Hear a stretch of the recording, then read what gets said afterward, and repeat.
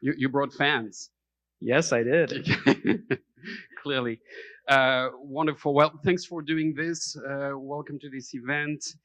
To say it about a high level, DeepScribe is an AI powered medical scribe that records the patient visit, transcribes the conversation, and automates the generation of summary notes. So we are going to talk about all of this, but I'd love to start at the high level and talk about what's happening in healthcare as part of that whole generative AI boom. So traditionally, there's been little bits of AI here and there in healthcare, but it seems to be accelerating, at least from an outsider's perspective.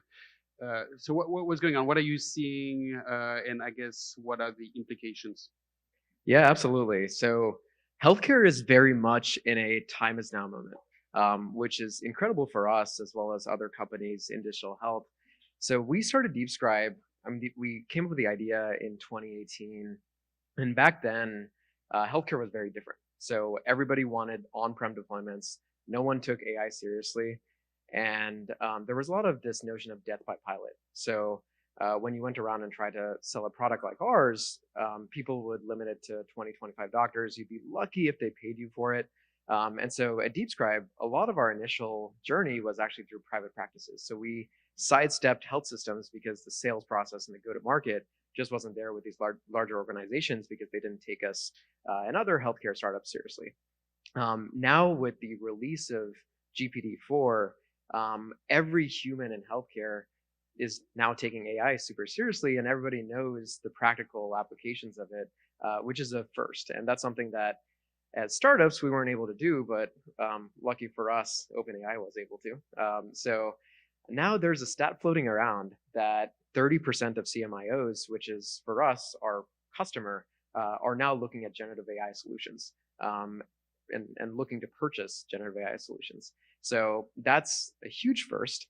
And for us, a lot of the conversations turned from which if they should adopt ambient documentation to which ambient documentation should they buy. So it's turned from convincing and educating the customers on what generative AI is or what AI is to now convincing them that we're the best product. And for us and for startups, I think that's a lot easier of a sales process to have to deal with. So it's been amazing. The adoption is huge. I was just at Health, the premier conference for healthcare and AI and innovation 2 weeks ago in Las Vegas. Back in 2019, it was around 500 people in terms of attendance. It was at the MGM Convention Center, which is fairly small. This past year, it was 10,000 people in attendance, so literally 20x in size. But that just shows you how serious healthcare is about adopting innovation now. And the next 5 years are going to be very, very monumental for what's to come. So it's pretty exciting for us.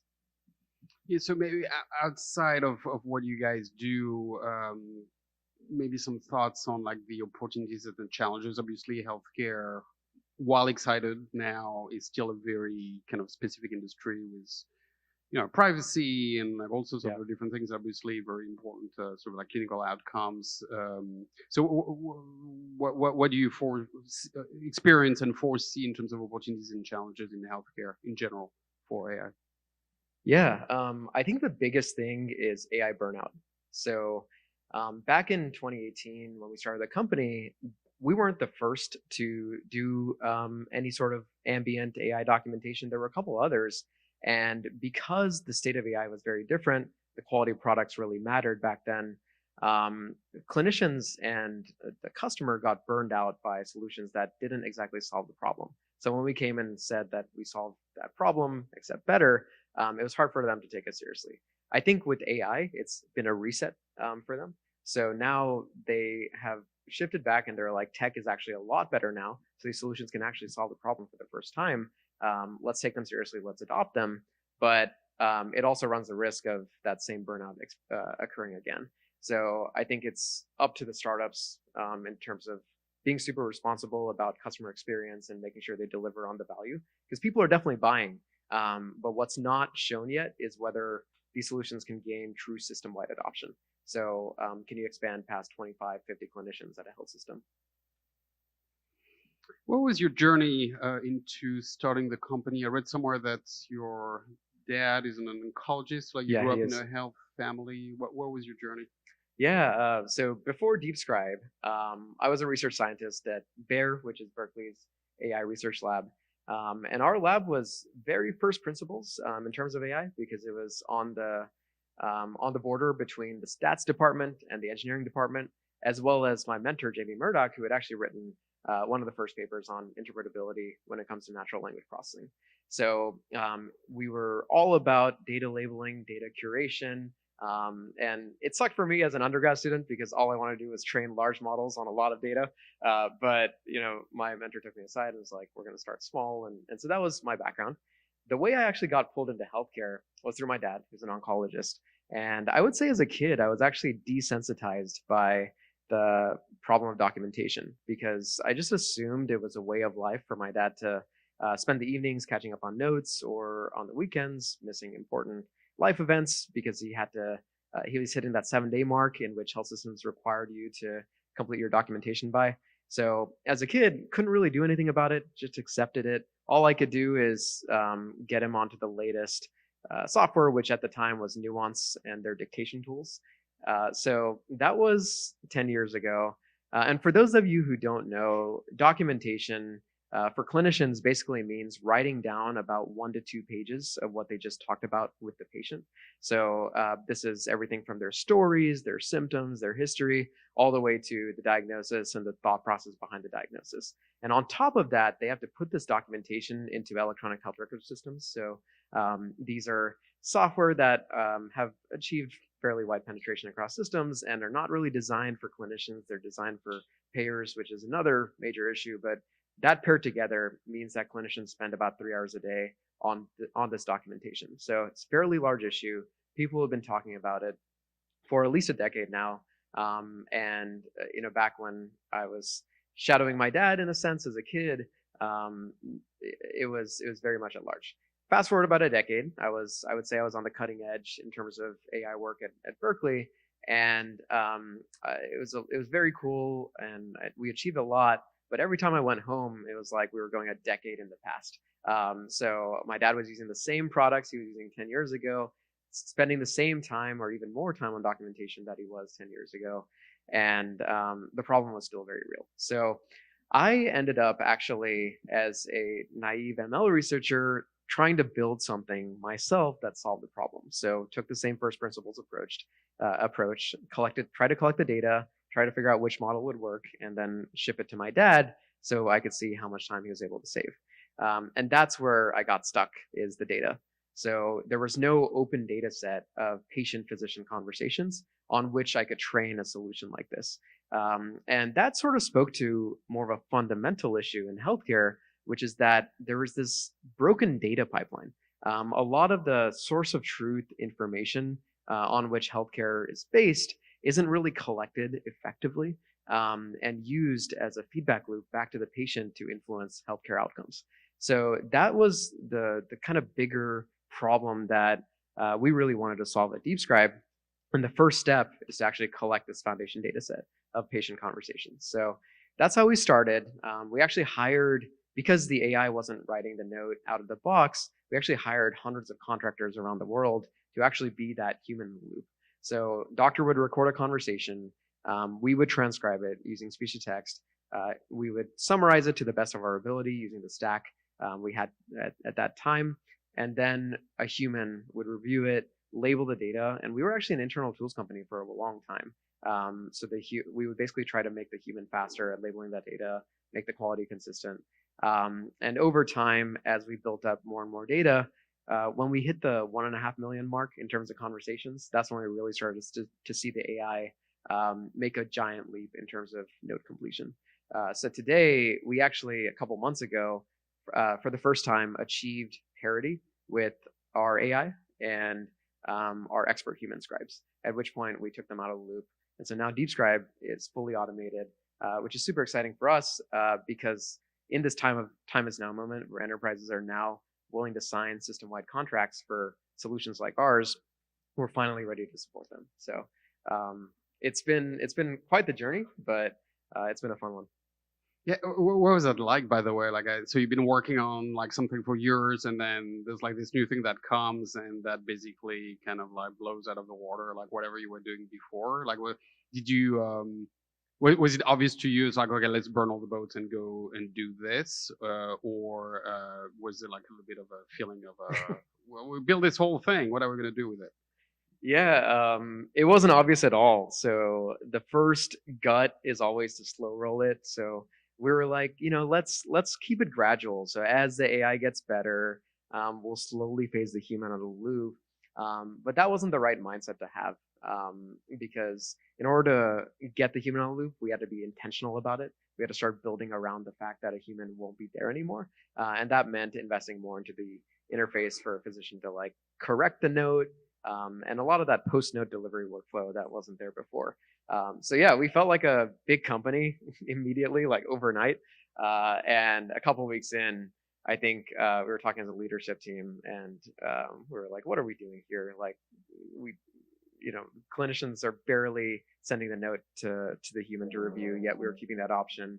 We're keeping this like base level contract with our offshore suppliers. So we decided to officially make the move, and that's when we started to see complete shift. So it had to be intentional. And maybe just to drive it home before we get into how it works behind the scenes, maybe give us a quick product tour of what the product exactly does in terms of like different modules and different capabilities. And then, yeah, we'll go into like how that works. Yeah. So we deeply integrate with most EHRs out there. So we've already, before a clinician uses DeepScribe, we sync that patient schedule. So DeepScribe knows all about the patients the clinician's about to see. It's all loaded within their app. We primarily use the iOS app. So clinicians would open up the app before they go into their patient. They would select the patient, provide some context to DeepScribe. So they would summarize their current line of thought of thinking in terms of medical decision making. DeepScribe would understand that, create a pre-draft. It's literally like you're my doctor. You put like the phone exactly on during the visit, and as you and I chat, DeepScribe records. Exactly. Obviously, with my consent. Exactly. So as a clinician, I would ask for your consent before recording. So I'd be like, Matt, I'd like to use this to help me help you. So if I record this conversation, I'll be able to focus and maintain eye contact with you and deliver the best possible care. And I also won't forget information because my memory is often burdened as a burned out clinician. So I'd take DeepScribe out, select the patient, put it down, record the conversation, and I talk naturally as I would before. Once the conversation's done, we'll go ahead and process the note. So I know we'll dive behind the scenes, but we'll transcribe it, we'll summarize it, and then we'll actually show you the note within a few minutes after the encounter, so you can go ahead and approve it. Once you do that, it'll go into your EHR, and you'll be done with your documentation. So the various components of this, presumably speech to text, and then analysis of the text. Exactly. Yeah, how does that work? Exactly. So the first step is speech to text, and that was tricky for us because for us, it was really hard to know which speech vendor at which point had the best performance and what would be the quality of the conversation or the acoustic scenario in which it had that performance. So we actually hired one of the leading speech engineers from DeepGram to build our in-house speech recognition system. That was my decision. I thought that was the way to go. And on day one, he was like, Akileshs, like, that's the wrong way to go. Like, we are not building in-house speech. That is a complete waste of time. Instead, let me introduce multi-arm bandits. So let's integrate all the speech vendors. We're not going to do any sort of benchmarking or word error rate analysis and pick one. We're going to use several and let the algorithm pick which speech vendor to use for each type of conversation. So we set like an optimization function where we picked a metric for it to optimize. So every conversation is basically learning how a certain vendor did and defining a weight for that vendor. So at any given point, if Google releases a new version of its video model, the bandit will automatically learn whether or not it should be using that instead of Microsoft's or Amazon's, or whether it should keep using it. So and it decides that in real time based on each conversation, or it decides that in real time. Yeah. Based on the content of the conversation? It decides that based off of the number of edits the clinician makes. So if So it has a certain experimental um, like list of criteria. So if you're like experiment on 20% of conversations, but pick the best one on 80%, we'll use that 20% to try the newer models that were released. And based off of that, it'll either replace the primary model it uses for that group that it picked of conversations, or keep the model it was using before. So it's always learning, and you can define the rate at which it's learning. Okay, great. So that's the speech to text That's part. speech. What's the next bit? So for the actual summarization, we've fiddled with this over time, but the one that gets us the highest accuracy is actually three separate models. So the first is our own classical models that have been trained on all of our data, and we have a little over 2.5 million conversations right now. They're all labeled, and so basically we have a stack of classical information extraction techniques paired with our own in-house LLM that we've fine-tuned and are currently in the process of pre-training. And then we have GPT-4 that's also used. And so depending on the task, we will either use one, two, or all three of them and see whether they agree or not. And by doing that, we have a way to validate the output, but then also leverage the non-deterministicness of language models that makes them so good. And you fine tune them using that 2.5 million conversation. Okay. Yep. Okay. What have you learned in that effort of fine tuning GPT-4 in terms of like I don't know how easy it is, what works, what doesn't work? So with GPT-4, to be honest, we haven't gotten the impact we'd like in terms of fine tuning. Where we've seen the most impact is with our own in-house LLM. And with that, I think the primary thing, and this is probably obvious to most people by now, is the quality of the data really matters. So even if we trained it on 2.5 million conversations, the way we got that to work really well is by continuously monitoring and curating data and labeling it and making sure it's super high quality. It's exactly like the output we want. So that's really helped the most, and obviously using larger models. So as open source releases more and more parameters, we jump on that, and it makes a big difference. Even though some may say it's emergent phenomenon, that's sort of one of the pillars we like to continue to experiment with. You wrote somewhere about supervised versus unsupervised learning. Can you go into this? Where which part of this is still relevant, and maybe to make this interesting for a wide group of people, define supervised versus unsupervised learning. Yeah, I think we have a mix of both. I think I know the community changes their stance on this every now and then, but I believe people still consider LLMs as unsupervised still, although there's you can kind of call it supervised on some of the steps, like the RLHF step. But for us, we use both in a pretty healthy manner. So a lot of our pre-training is done in an unsupervised manner, but then that supervised phase of learning is still important because we do train it on certain tasks afterwards. So the fine-tuning step, as well as the RLHF step, all the stuff we do with our classical models is very much supervised. So I think in healthcare for us... Maybe just define what it is for the group. Sure. So supervised is where you typically, for a specific task, you give the model a input and an output. So you almost need that. You almost need the golden standard answer for each of those tasks. Unsupervised, you don't exactly need that. So for example, in the famous transformer paper, you're training it on typical English language. So you're masking a specific word, asking it to predict that word. So you don't need the end task labels. So it can be powerful for training on lots of data, but for small amounts of data, supervised is typically best. Great. And you mentioned automation. Do you still have humans in the loop somewhere, or not? So for healthcare, I think one of the biggest drivers of adoption is trust. And so for some of our enterprise customers, we still have that human as a final step. But what we've done is we've essentially let the doctor choose whether or not they want that human. So for any given note, they can send it for human review. It takes a little bit longer to get back, but some of them prefer it rather than editing it themselves. But for most of our customers, they're now on the fully automated solution. Um, you announced recently, at the beginning of this month, the customization studio. What is that? Yes.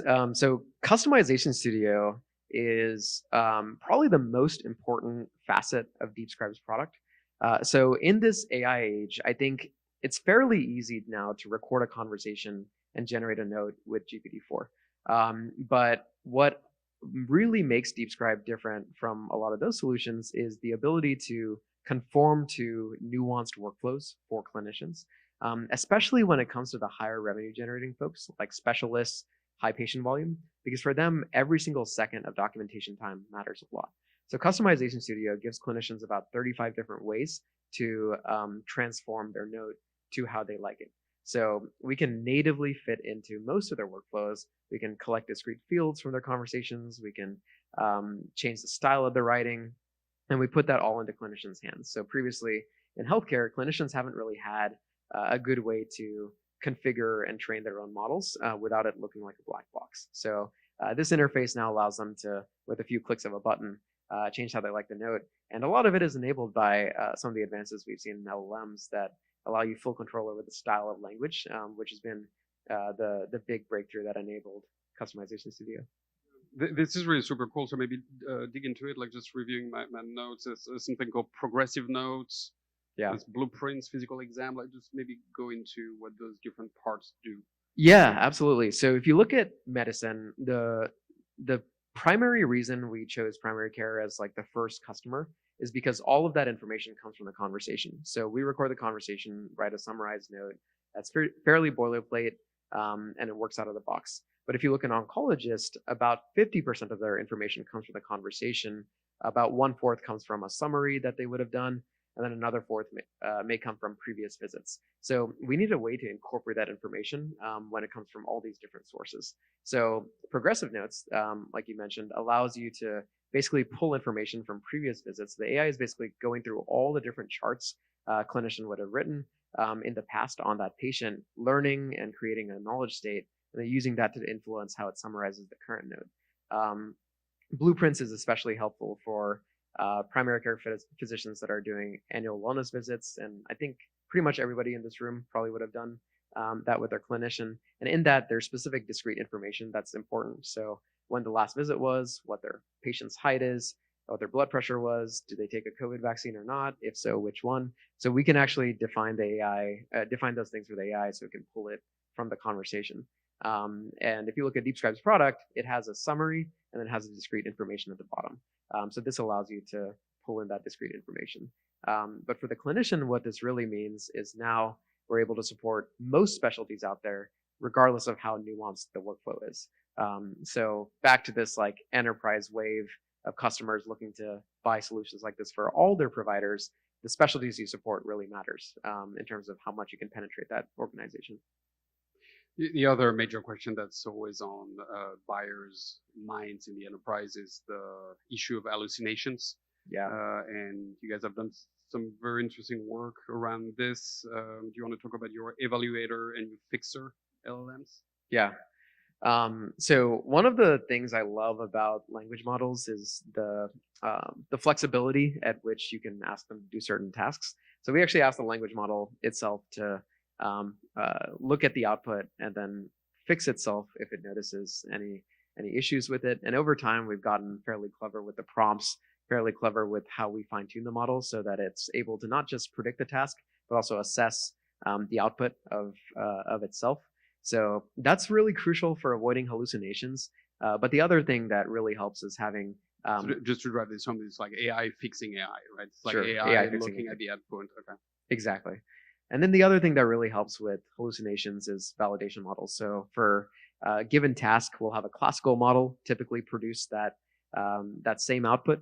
And then if the LLM puts in something that the classical model didn't have in its output, we'll go ahead and only go with the classical model's output and disregard the LLM's output. So that's really helped with validation as well. So much cool stuff. You also have, there was a preview of DeepScribe for Vision Pro. That was actually a joke. That was a joke, okay.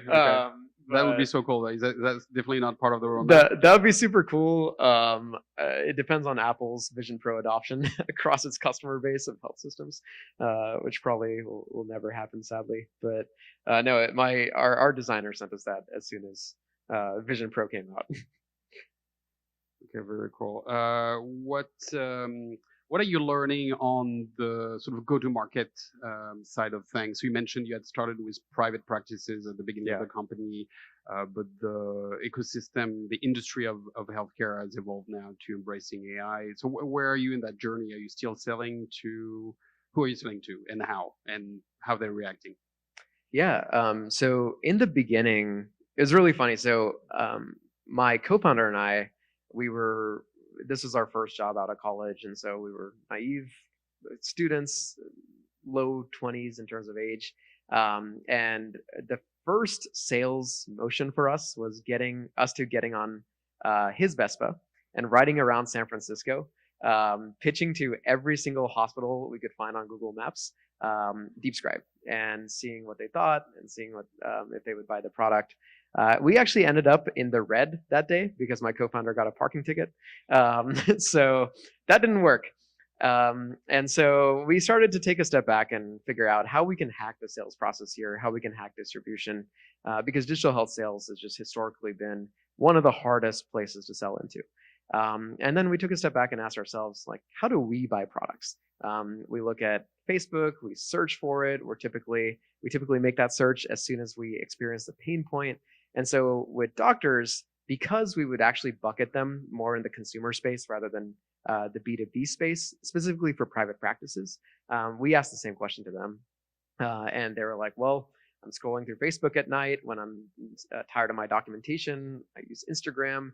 I've even searched for scribes. And we were like, okay, why isn't anybody using inbound-based marketing for digital health solutions? And so we actually became one of the first to do that. We bought AdWords on Facebook and Google, and all of our traffic and all of our initial sales from I think 0 to 6 million in ARR came from inbound. So no cold calling, no cold emailing. It was all through inbound. That worked really well with private practices, and that was our go-to-market hack that worked extremely well. With enterprises, obviously, it's a little bit different. We were riding the inbound wave for a little bit because the CMIO or a clinician from a health system would also be searching for those terms, would find out DeepScribe that way. But it wasn't a very deterministic way of selling to enterprise. So we actually bit the bullet and now have our own outbound sales team. So enterprise sales has been fairly classic in terms of having your fair share of SDRs and AEs and ABM. So no hacks there, unfortunately. The only hack is that we really ride off the backs of Nuance, which is the 800-pound gorilla in our space that is trying to do something similar to what we're doing, but they have the distribution advantage. So they've gone and educated all the customers, and we follow on and basically say our product is better. And that's shown to be fairly effective to date. Okay, very nice. Obviously, in healthcare, there is a whole iceberg around regulation, privacy, all the things. How do you all think about it? You're taking patient data, you're moving it to the cloud somewhere, sending it possibly to OpenAI. How do you safeguard the whole process? Yeah, so patient consent for us is number one. So we want the patients to know every single thing we're doing with the data. So when a patient basically fills out their initial paperwork, they'll see a diagram of our data pipeline and what we're doing with it, what models we're training with it. And even if it goes over their head, it's nice to share with them that information. And the clinician basically double clicks on that. So they go to the patient and they're like, help me help you. And that really helps the patient also fully understand what they just signed up for. And through that, we've been able to get basically 100% consent from patients, which was a big step because initially, especially because a lot of the early users of DeepScribe were rural areas and rural communities, patient consent was pretty difficult for us. But that helped dodge that. In terms of privacy in general, I think right now we are good as long as we don't try to replace the clinicians, which we don't expect to do or don't intend to do. We want to be that trusty assistant that ends up getting the clinician's approval at the end of the day. So that's how we think about privacy and regulations right now. So that's while it's a consideration, it doesn't affect the go-to-market right now, at least. Great. So maybe one last question from me, and then I'll open it up to you all. Just like zooming out, what other areas of healthcare do you think are ripe for AI disruption or enhancement? If you were not doing this, what else would you be looking? Yeah, so I'll start with DeepScribe's vision first, so I can show what's in scope and what's not in scope. So our vision at DeepScribe, the reason we started with scribing is because we get the foundational patient data set to solve scribing, but then also solve some of the bigger problems in healthcare. We want to be the platform for truly end-to-end AI-based care in the future, which means that DeepScribe will eventually become an extension of the clinician with the end goal of being a trusted co-pilot that not only records the conversation and writes the documentation, but gives that bidirectional feedback back to the clinician to end up improving care. And this is aimed at the large issue in medicine where about 5% of patients on average are misdiagnosed, and medical errors are known as the third leading cause of death. So this data feedback loop is very important, and we want to complete it. So that's DeepScribe. But in terms of... There's nothing left. You've just conquered all of healthcare. Exactly. That's why I started with that. But in terms of areas that I would encourage folks to tackle, I think one of the things that has really been on my mind recently as I go back and forth with my dad, who's an oncologist, is the availability of cheaper, more accessible testing.